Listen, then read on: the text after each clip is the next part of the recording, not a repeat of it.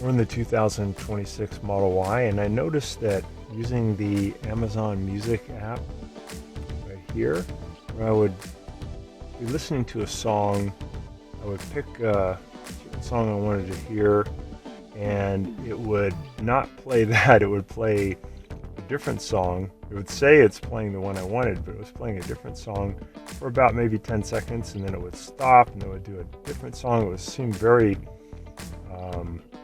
out of control, and usually that doesn't happen. Usually it's really good, but if that does happen, one way you can reset it, and one way you can just reset your car in general if it's glitching in some way, because it is a very complex computer system.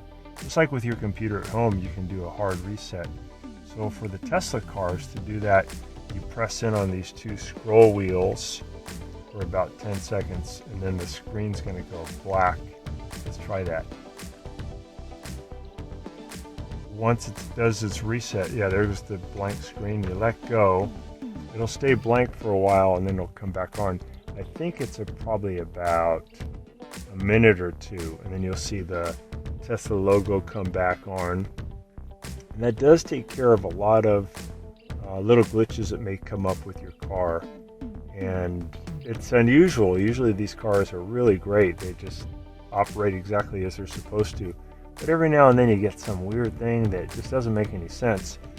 So I would try that hard reset first. Just hold those two scroll buttons in. There's our little logo that comes back up, and the system is just rebooting itself. Yeah, now we're back up, and things are going to work probably better. Whatever that little goofy thing was is probably fixed. Hope it helps you guys. Thanks so much for watching our video. Please leave any comments or questions in the comment section below. We really appreciate that. We have a really nice video coming up for you right here that I think you'll enjoy. Very similar, dealing with a Tesla repair. Thanks again for watching our video.